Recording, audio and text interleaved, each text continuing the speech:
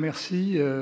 Justement, pour essayer de respecter ce délai, comme j'ai pas mal de choses à dire, j'ai écrit ma présentation et je vais vous la lire. Donc, je vais vous parler d'Einstein et des quanta, pas spécifiquement Einstein et le Collège de France, bien que nous verrons qu'il y a quand même des rapports entre les deux. La confirmation de la théorie de la relativité générale par l'observation de la déflexion de la lumière rasant le Soleil pendant l'éclipse de 1919 fit d'Einstein une célébrité mondiale.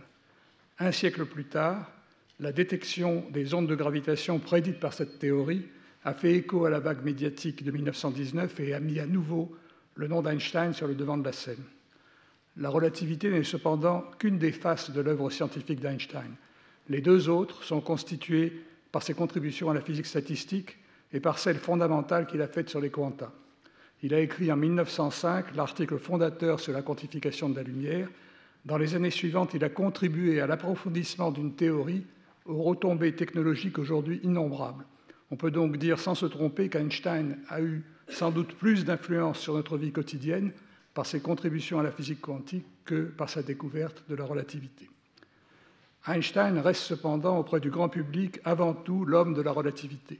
Les films et documents sur lui, il y en avait encore un avant-hier sur Arte, parlent de synchronisation d'horloges, de trains, de la fameuse formule E égale mc carré, de la bombe atomique, ou encore des trous noirs ou de l'expansion de l'univers, mais très peu des quanta et des intuitions fulgurantes d'Einstein concernant le monde microscopique. Quant aux physiciens, s'ils associent le nom d'Einstein au quanta, c'est souvent et paradoxalement pour insister sur les réserves qu'il a exprimées jusqu'à la fin de sa vie sur cette théorie. Ces critiques ont partiellement éclipsé le rôle essentiel qu'il a joué de 1905 à 1925 durant les 20 années où la théorie quantique s'est élaborée. On peut dire par métaphore que la relativité et physique quantique sont deux enfants d'Einstein. Il avait confiance dans l'une, la relativité, il n'a jamais douté que toutes les observations la vérifieraient. L'autre, l'enfant quantique, s'est montrée rétive et malgré ses succès, ne l'a jamais vraiment satisfait. Il a eu avec elle des rapports difficiles, cherchant à imaginer des expériences qui la falsifieraient, par exemple. Il n'est donc pas étonnant que la postérité l'associe plus à son enfant bien-aimé qu'à la rebelle. Mais comme souvent dans les familles, les relations conflictuelles sont riches d'enseignements, et le parcours qui a conduit Einstein à la théorie des quanta avant de la critiquer est au moins aussi passionnant à étudier que la naissance de la théorie de la relativité. Commençons par le contexte scientifique de la jeunesse d'Einstein. À la fin du XIXe siècle, les progrès de la science faisaient croire que les grands mystères de la nature étaient résolus et annonçaient un avenir technologique radieux. Maxwell avait accompli pour l'électromagnétisme et la lumière ce que Newton avait fait 2 siècles auparavant pour la mécanique et la gravitation, expliquer des phénomènes apparemment disparates dans une théorie unifiée. La thermodynamique, culminant avec les travaux de Boltzmann, complétait l'édifice. Elle définissait les concepts d'énergie et d'entropie et exprimait le principe que les systèmes physiques cherchaient à minimiser leur énergie tout en maximisant le désordre ou l'entropie. Ces connaissances fondamentales avaient mené à la civilisation de la machine à vapeur, puis à celle de l'électricité et du moteur à explosion. Les progrès de l'expérimentation révélaient des phénomènes nouveaux, les ondes radio, l'électron, l'effet photoélectrique, les rayons X et la radioactivité. À ces nouveautés, ajoutons l'expérience de Michelson, jetant le doute sur l'existence de l'éther luminifère, ce milieu dans lequel la lumière était supposée se propager. La foi dans les succès de la science et des progrès qu'ils annonçaient se manifesta dans la grande exposition universelle de Paris en 1900. Les cartes postales, éditées à cette occasion, décrivaient le monde rêvé de l'an 2000. L'une montrait par exemple comment la radioactivité, découverte par Becquerel et les Curie, servirait un siècle plus tard à nous chauffer. Un morceau de radium dans la cheminée et plus besoin de bois ou de charbon. D'autres cartes, comme celle-ci, extrapolées à partir des technologies existantes, telles le téléphone ou le cinématographe, mais elles ne prévoyaient pas ce que le XXe siècle nous a apporté et qui vient de la découverte des lois quantiques. Ni l'ordinateur, ni le laser, ni le GPS, ni l'IRM, pour prendre quelques exemples, n'étaient imaginables en 1900. L'incapacité de la physique classique à expliquer certains phénomènes fut résumée la même année par Lord Kelvin dans une conférence à la Royal Institution de Londres. Il mentionna 2 nuages venant assombrir la physique de la fin du XIXe siècle. Le premier portait sur les propriétés thermiques de la lumière et l'autre sur l'énigme de sa vitesse qui se trouvait être indépendante du repère dans lequel on l'a mesuré. Lord Kelvin pointa ainsi les deux problèmes qui devaient mener aux révolutions de la relativité et des quanta, deux révolutions dans lesquelles Einstein devait jouer un rôle essentiel. Disons d'abord quelques mots de la relativité, pour résumer ce qui en a été dit hier. La solution qu'il trouva au problème de la constance de la vitesse de la lumière est relativement simple, sans jeu de mots. Il lui suffit de généraliser le principe de la relativité du mouvement, énoncé au XVIIe siècle par Galilée, qui avait posé que les lois de la mécanique devaient s'exprimer de la même façon dans tous les repères, en mouvement relatif à vitesse constante les uns par rapport aux autres. Ce principe est vérifié tous les jours dans les trains ou avions en mouvement uniforme. Un passager ne peut, sans regarder à l'extérieur, savoir s'il bouge ou non. Toutes les expériences de mécanique qu'il peut y faire, comme lancer une balle en l'air, donnent le même résultat que s'il les faisait immobiles par rapport à la Terre. Einstein étendit ce principe à l'électromagnétisme, puis à toute la physique. Les équations de Maxwell donnent à la vitesse de la lumière une valeur de 300 000 km à la seconde. Cette valeur doit être la même dans tous les repères pour qu'on ne puisse savoir en la mesurant si l'on bouge ou non. Ce postulat entraîne que la loi de composition des vitesses de la physique classique, basée sur l'existence d'un temps absolu, ne peut plus s'appliquer puisque la vitesse de la lumière ne s'ajoute ou ne se retranche d'aucune autre. Renoncer à cette loi, c'est admettre que le temps dépend du repère dans lequel il est mesuré, et c'est reconnaître que les variables de temps et d'espace sont intimement liées. Le concept d'espace-temps en découle et entraîne en retour la fameuse équation entre l'énergie et la masse, E égale mc carré. En généralisant le principe de relativité au mouvement à vitesse variable et en assimilant un repère accéléré à un repère dans un champ de gravitation externe, Einstein devait en 1916 formuler la théorie de la relativité générale, et on a entendu hier des exposés qui racontaient comment cette histoire s'était déroulée, non sans difficulté, mais le principe simple était posé. La relativité découle ainsi de façon logique d'un principe. Einstein en tira les conséquences et il eut le courage de renoncer au dogme du temps et de l'espace absolu. Les équations de changement de repère de la relativité restreinte portent le nom de Lorentz, qui les avait écrites avant Einstein, mais ni ce physicien, ni Poincaré, qui avait étudié les mêmes équations, ne leur avait donné leur sens physique profond.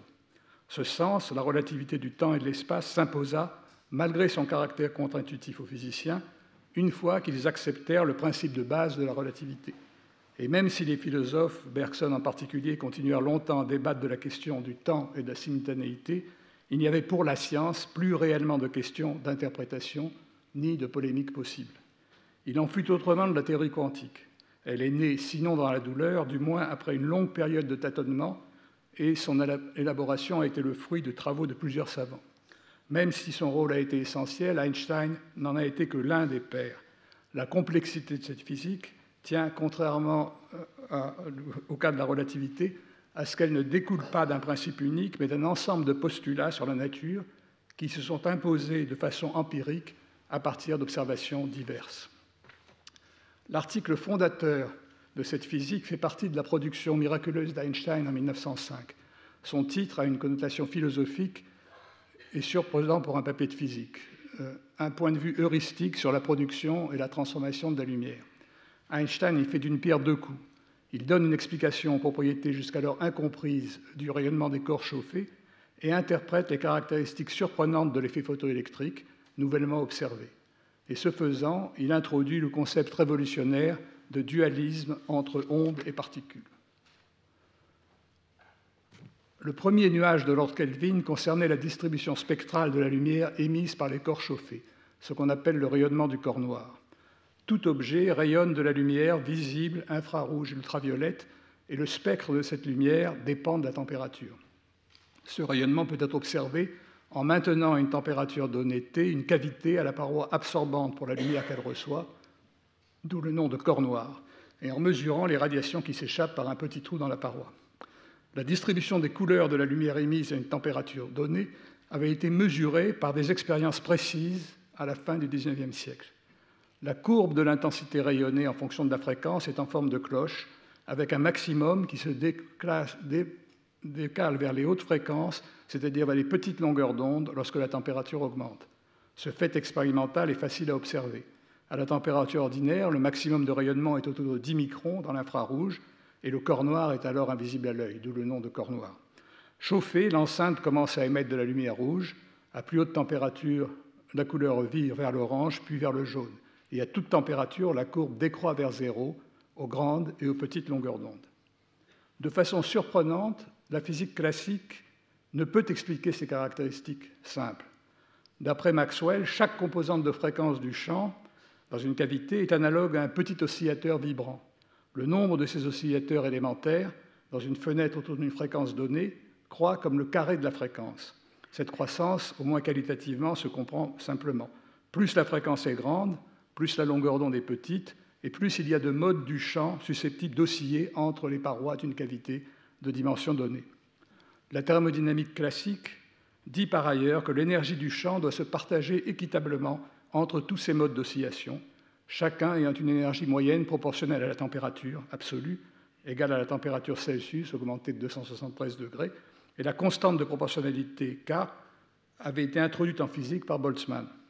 Cette équipartition de l'énergie vient du principe anthropique qui dit que la nature cherche à l'équilibre l'état qui correspond au désordre maximum. Si l'énergie est à un instant inégalement distribuée, eh bien, les échanges thermiques vont tendre à supprimer les différences d'énergie et à atteindre un état dans lequel les oscillateurs auront tous la même énergie en moyenne qui correspond à l'état de désordre maximum. Il en résulte que l'énergie du rayonnement s'échappant de la cavité à une fréquence nu donnée doit être proportionnelle à la température T et à nu au carré. Cette loi avait été établie par les physiciens Rayleigh et Jeans à la fin du XIXe siècle et elle rend correctement compte de la distribution spectrale aux petites fréquences, c'est-à-dire aux grandes longueurs d'onde, mais aux courtes longueurs d'onde, elle s'éloigne du spectre observé et conduit à une absurdité. Le rayonnement doit diverger dans l'ultraviolet, ce qui physiquement n'a pas de sens, et ce qu'on a appelé alors la catastrophe ultraviolette. Planck avait trouvé en 1900 une formule mathématique qui s'accordait bien à l'expérience et qui évitait cette catastrophe, en postulant que les échanges d'énergie entre la lumière et la matière devaient se dérouler non pas de façon continue, mais par éléments discrets ou quanta d'énergie h nu, proportionnelle à la fréquence. Et à cette occasion, il avait introduit la fameuse constante de Planck h, qui porte son nom. Donc. Mais cette introduction des quantas apparaissait comme une astuce mathématique, comme une tentative désespérée, comme Einstein le disait lui-même, pour sauvegarder la physique classique. Pour Einstein, les quantas prirent un sens beaucoup plus profond. C'était non pas les échanges lumière-matière qui devaient être quantifiés, mais les énergies des oscillateurs du champ eux-mêmes qui devaient l'être. Chacun des modes du champ possède une petite échelle, une échelle d'énergie dont les intervalles entre les barreaux, h nu, sont proportionnels à la fréquence. Aucune des énergies intermédiaires entre ces barreaux n'est permise. Sauter d'un barreau au suivant, c'est émettre ou absorber un quantum d'énergie lumineux, ce qu'on allait appeler bien plus tard un photon. Plus la fréquence est grande, plus l'intervalle entre les barreaux est important et plus coûteuse en énergie devient l'ascension de ces échelles. Le champ thermique se trouve ainsi pris entre des contraintes thermodynamiques antagonistes. Il lui faut trouver un compromis entre minimiser son énergie, c'est-à-dire rester à l'altitude la plus basse possible dans ces échelles, et maximiser son entropie, c'est-à-dire occuper autant de barreaux que possible pour augmenter le désordre.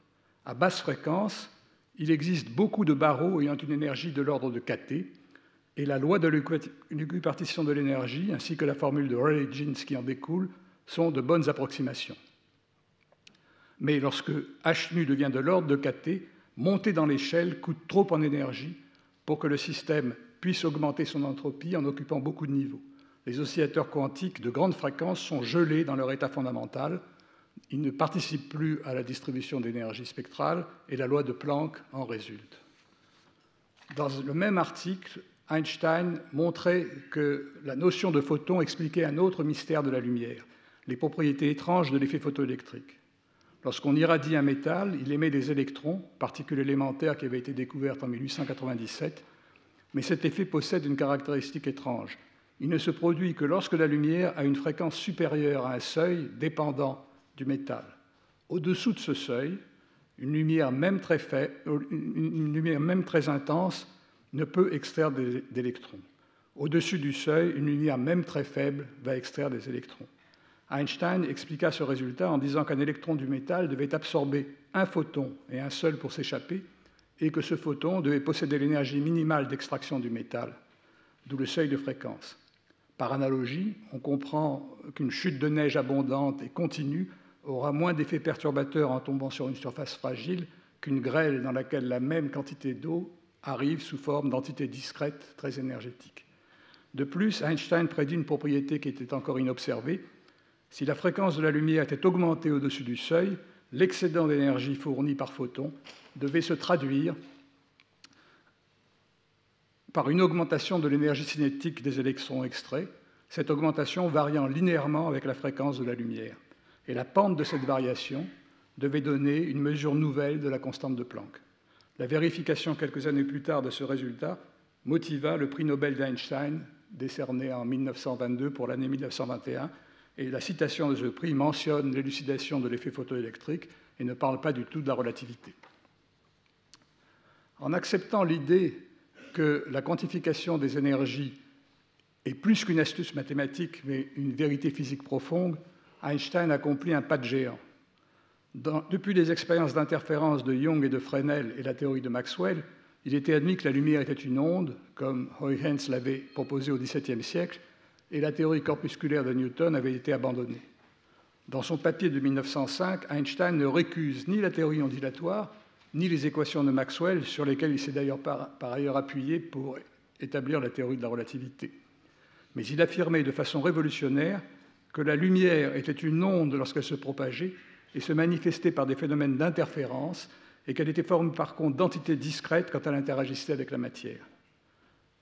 Dans un article écrit 2 ans après le papier de 1905, Einstein devait approfondir cette idée en montrant que les fluctuations du rayonnement thermique contenaient 2 termes, l'un qui décrivait une granularité fondamentale, l'autre qui correspondait aux contributions d'ondes continues fluctuantes.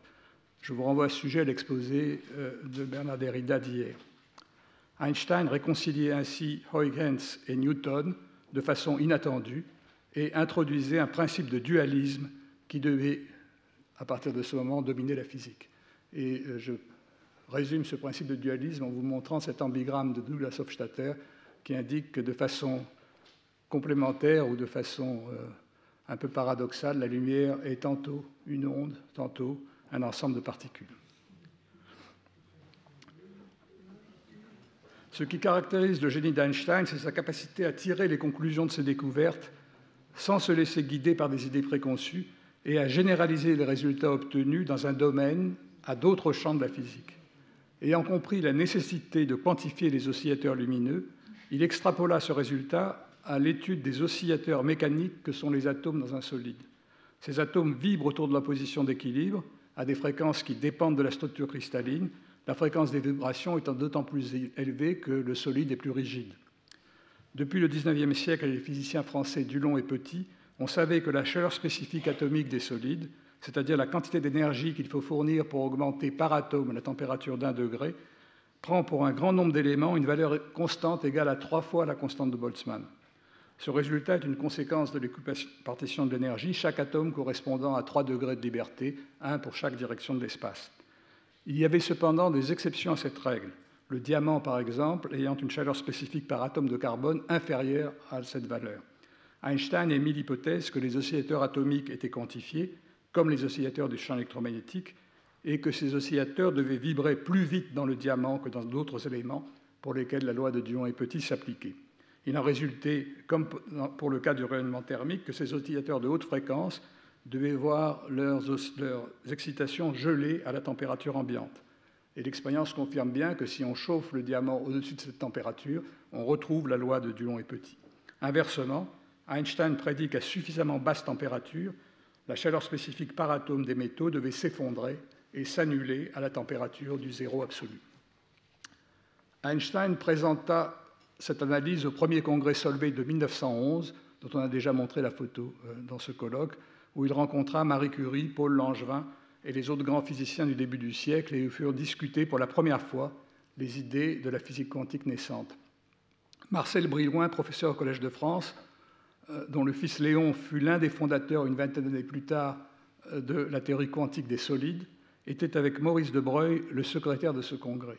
Le collège a conservé les actes du colloque renéotypés et annotés au crayon par Marcel Brillouin.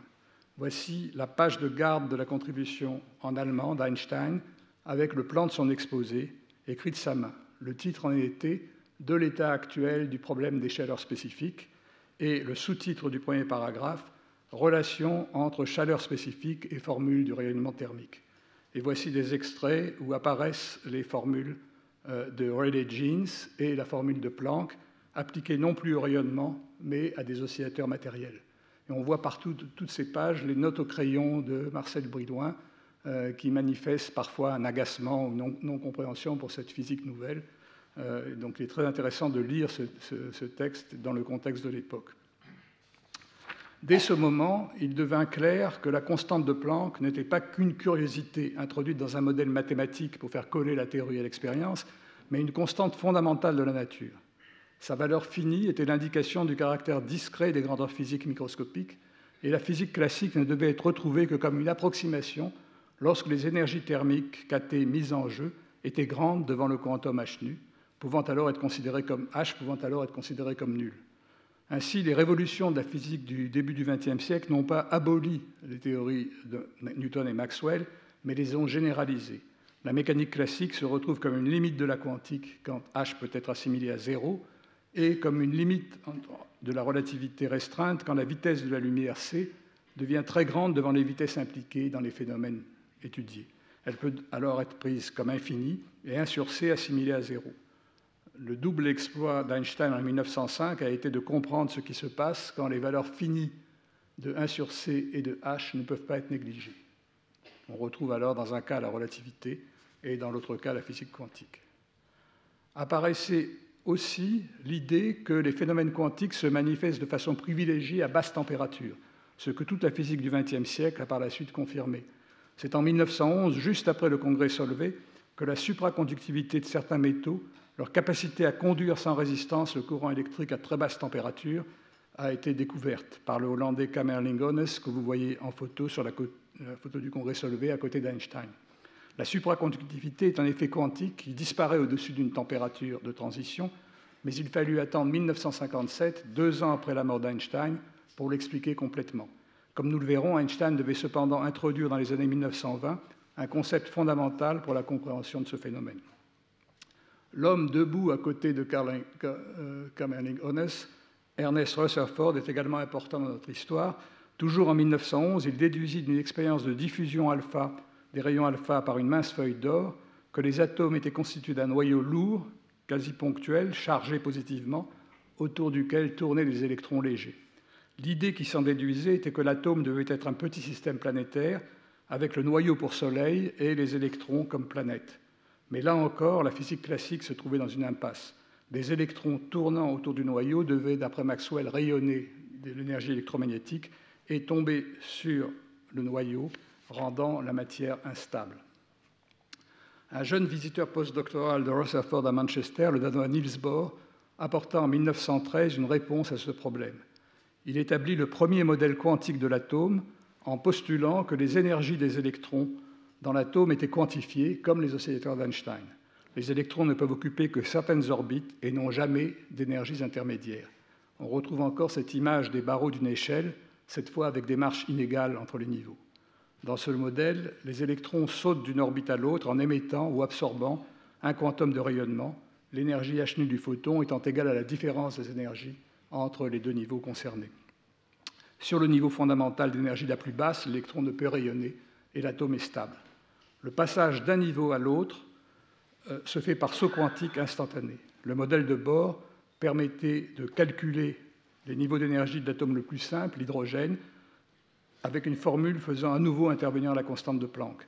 Le spectre des fréquences absorbées par l'atome était en très précis accord avec l'expérience, et ce modèle et le fait que la constante de Planck intervenait à nouveau dans un contexte très différent renforça la confiance que les idées quantiques commençaient à acquérir dans la communauté des savants.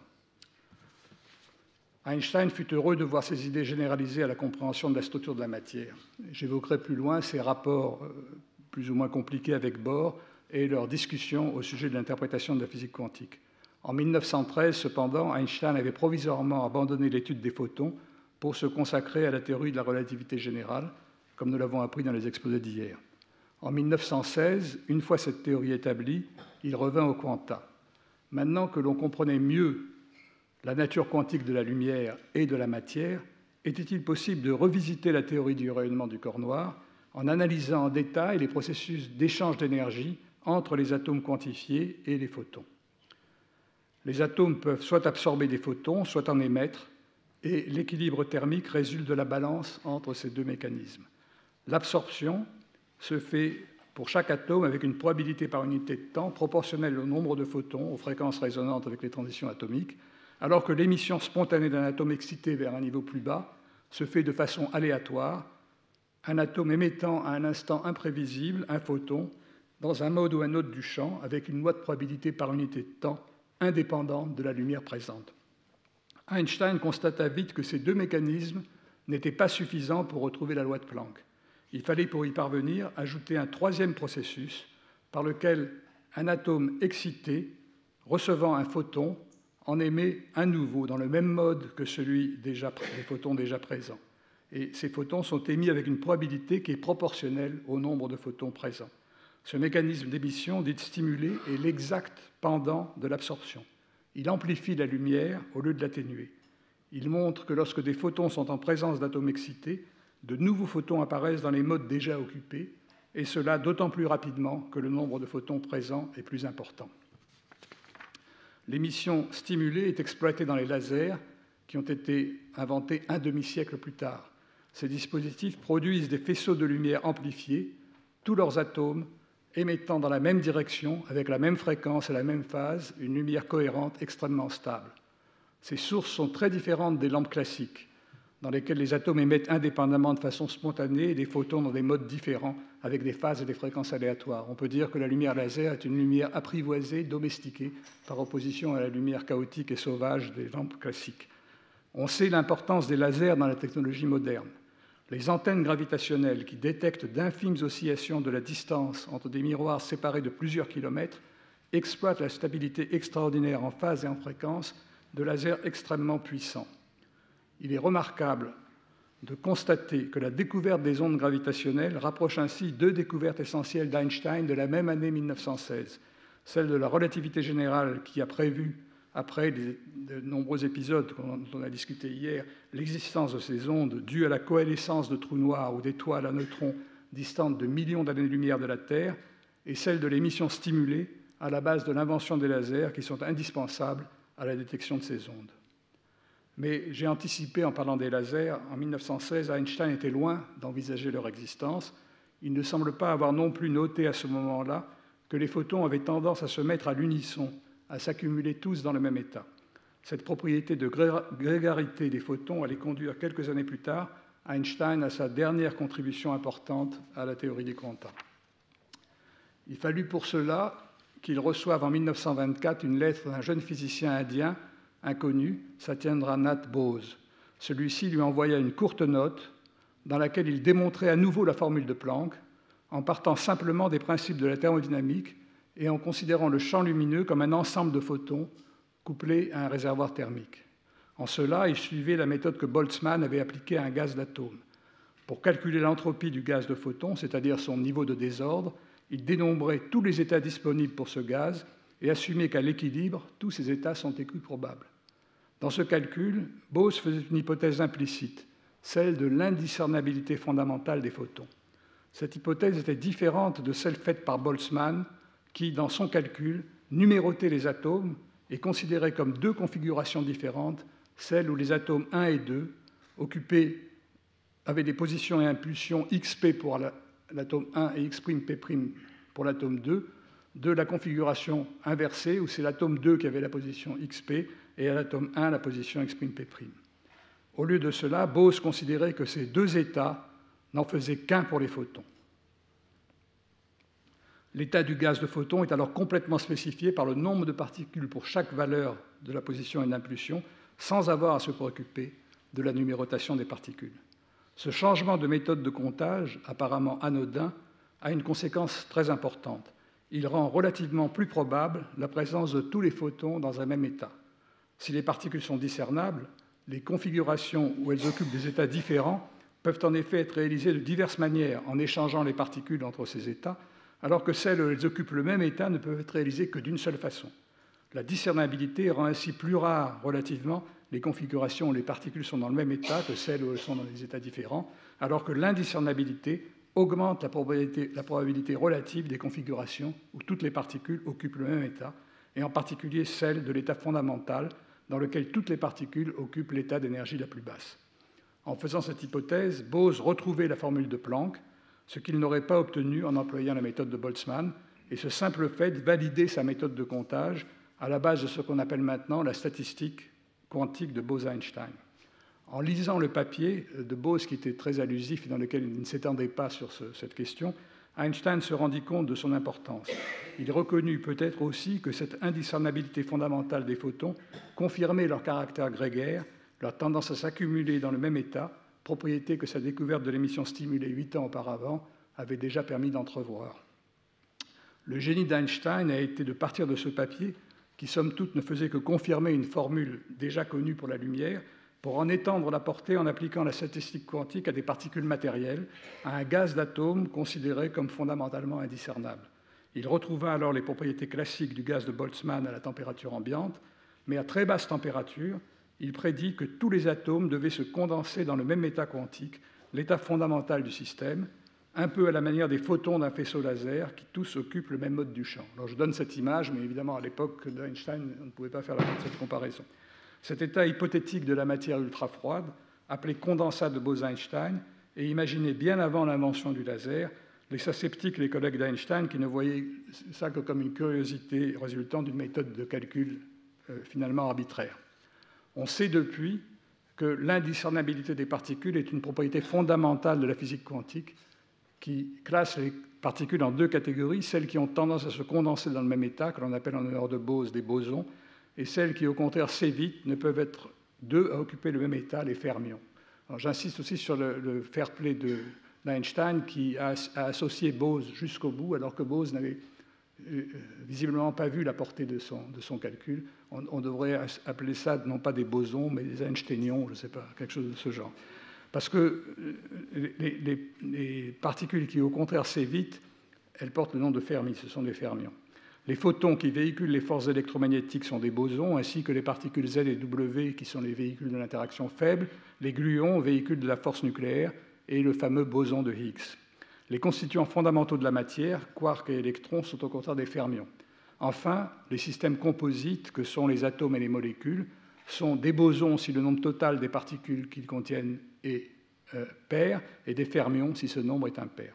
Ainsi, la classification périodique des éléments se divise pour moitié en fermions et moitié en bosons. On a appris depuis Einstein que les condensats de Bose-Einstein possèdent des propriétés quantiques très spéciales. Leurs particules se comportent de façon collective, agissent en quelque sorte en unisson et font que ces systèmes peuvent manifester de la superfluidité, s'écouler sans viscosité. C'est le cas de l'hélium liquide à très basse température, dont la superfluidité a été découverte dans les années 1930. Et la superfluidité se manifeste également dans la supraconductivité à très basse température que j'ai déjà mentionnée. Les électrons de ces métaux, qui sont des fermions, s'associent en paires à caractère bosonique qui s'écoulent sans résistance. Ainsi, en prédisant la condensation de Bose-Einstein, des bosons, Einstein a livré un élément essentiel de la compréhension de la supraconductivité. Il faut enfin noter que la condensation de Bose-Einstein des atomes d'un gaz a été observée pour la première fois en 1995, 70 ans après l'article d'Einstein, dans un ensemble d'atomes refroidis et piégés à l'aide de lasers. Libérés de leur piège, ces condensats forment des faisceaux de matière cohérente, analogues à des rayons laser dans lesquels les photons sont remplacés par des atomes.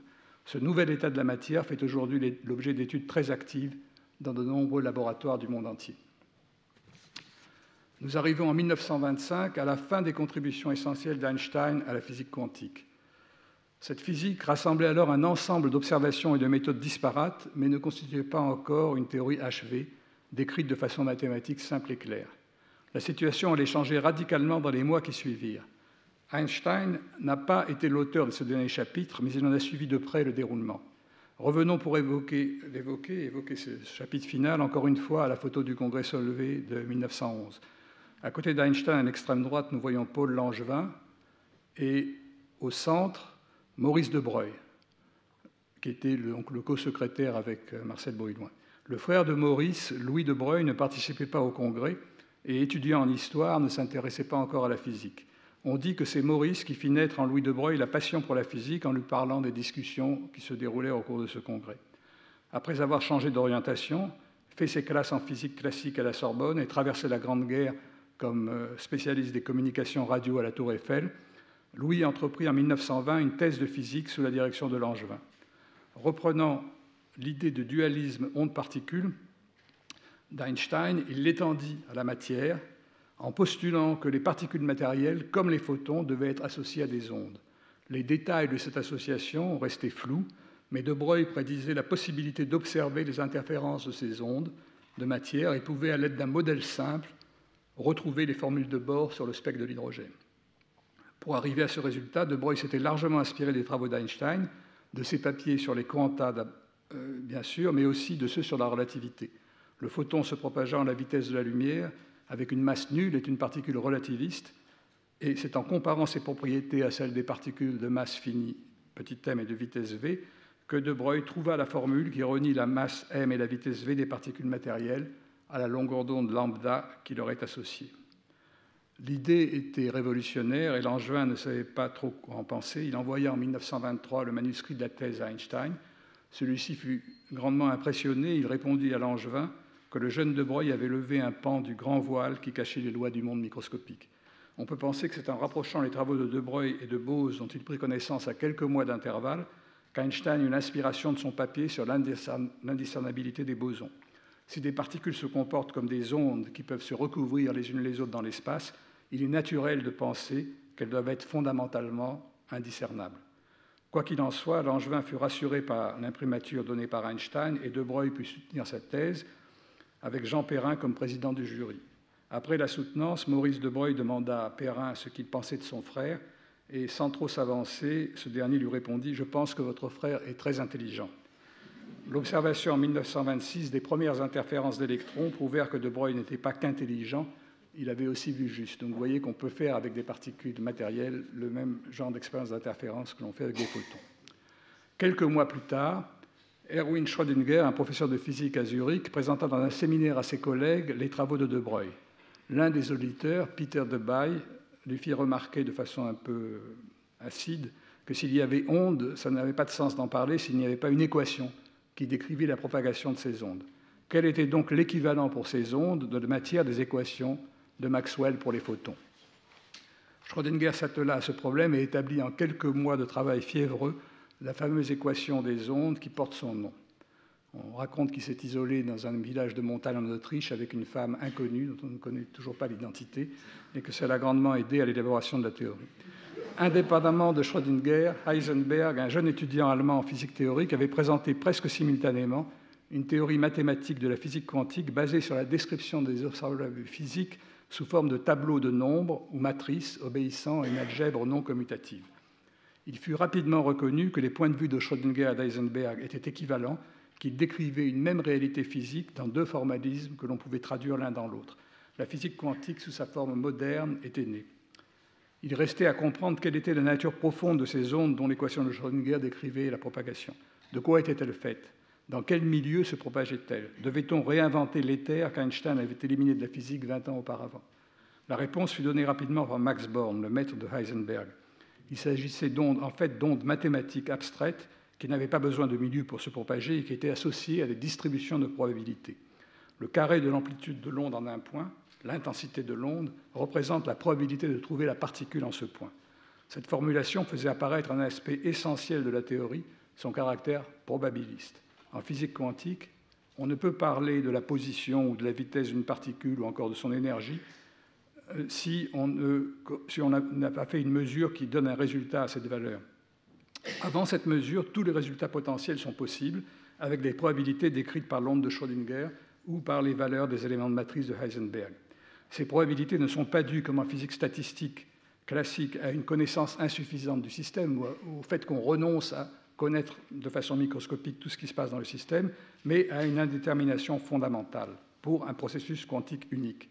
Les fameuses relations d'incertitude de Heisenberg qui expriment que l'on ne peut pas à la fois mesurer avec précision la position et la vitesse d'une particule en est une des expressions.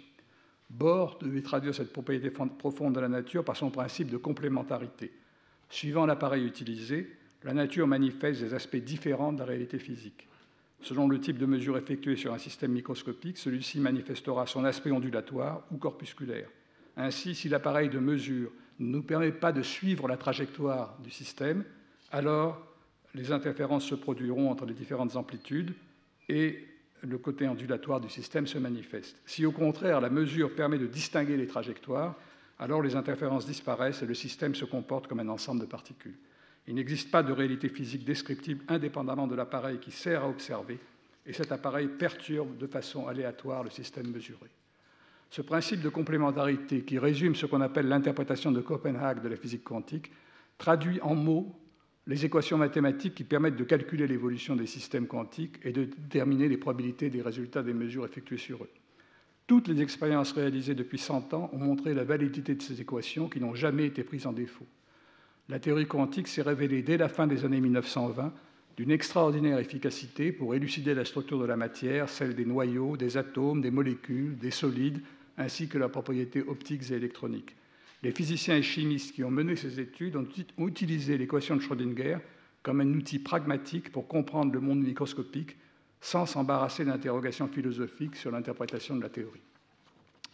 Alors, j'en arrive maintenant à la conclusion. Quelle fut l'attitude d'Einstein face à ces développements? Il avait le premier ouvert la boîte de Pandore en introduisant en physique un dualisme incompatible avec les concepts classiques. Il avait reconnu que cette physique portait en elle un indéterminisme fondamental, en décrivant par exemple l'émission spontanée de photons comme un processus aléatoire. Il avait aussi le premier compris l'importance de l'indiscernabilité quantique, qui est une propriété essentielle de particules se comportant comme des ondes. On peut ajouter qu'Einstein avait cru à la réalité des photons bien avant Planck et même avant Niels Bohr, qui jusque dans les années 30 se refusait à accepter l'existence de la particule de lumière. Et pourtant, la façon dont s'est conclue sa longue quête scientifique de 20 ans, la théorie quantique telle qu'elle était interprétée à Copenhague, déplaisait fortement à Einstein. Il ne croyait pas à un monde non déterministe, s'opposant à l'idée que Dieu joue au dé avec la nature, suivant la formule qui est toujours rappelée. Il chercha au cours des congrès Solvay de 1927 et de 1930, dans ses discussions avec Bohr, à imaginer des expériences de pensée mettant en défaut le concept de complémentarité ou les relations d'incertitude. Je ne mentionne ici ces expériences intéressantes pour l'histoire des sciences que pour dire que Bohr fut toujours capable, avec plus ou moins de précision, de montrer à Einstein que la théorie quantique était cohérente et sans contradiction. Jusqu'à sa mort, Einstein a cherché à dépasser la physique quantique pour revenir à une théorie dans laquelle le hasard n'aurait plus de place centrale.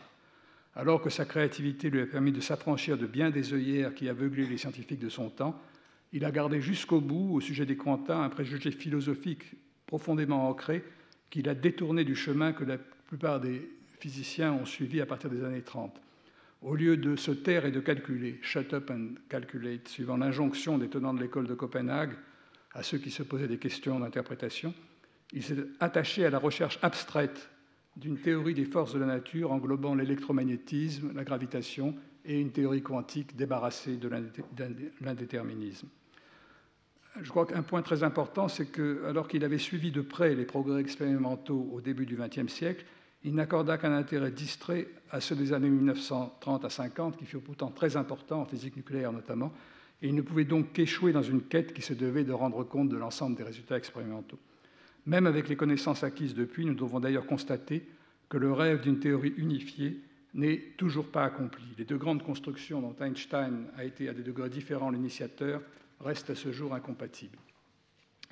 Le dernier épisode de cette histoire eut lieu en 1935 avec la publication par Einstein et ses collaborateurs Podolsky et Rosen d'un article retentissant que l'on appelle simplement le papier EPR, dont on a parlé déjà ce matin. Einstein attaque la mécanique quantique, devait dramatiquement titrer le New York Times. Ça vous montre également l'importance que revêtait la physique fondamentale à l'époque. C'est vraiment le gros titre du New York Times du mois de mai 1935. Cet article analysait un phénomène quantique que je n'ai pas encore évoqué, l'intrication. Lorsque deux systèmes quantiques interagissent, ils évoluent dans un état global tel que les valeurs prises par leurs observables physiques sont corrélées entre elles. Cette corrélation n'est pas en elle-même inattendue. La physique pré-quantique, la physique classique, est pleine de ces corrélations qui se comprennent bien classiquement. Au moment de l'interaction entre deux objets, une collision par exemple, les processus physiques obéissent à des lois de conservation qui expliquent la corrélation des mesures postérieures effectuées sur ces systèmes. En physique quantique, cependant, ces corrélations prennent un aspect étrange en raison du caractère aléatoire du résultat des mesures.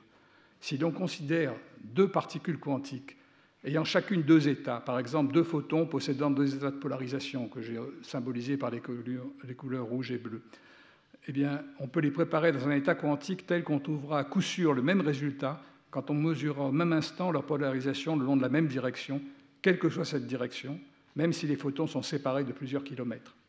Chaque mesure donne un résultat aléatoire, mais cet aléatoire est corrélé à distance, comme si deux dés lancés dans deux coins de l'univers tombaient toujours sur la même face. Ainsi, la physique quantique est non seulement un jeu de hasard, mais c'est en plus un jeu de hasard non local. Et cela, c'était beaucoup trop pour Einstein. Dans le papier EPR, il analyse de façon très précise l'intrication comme une conséquence des lois quantiques, mais il ajoute que les résultats prédits par cette physique ne peuvent se comprendre que s'il existe quelque chose d'autre, non explicitement décrit, qui permettrait de l'expliquer. Il considérait la physique quantique comme incomplète et envisageait en fait l'existence de variables cachées dont la valeur était déterminée au moment de la création de la paire de particules intriquées, mais qui ne se révélaient qu'au moment de la mesure.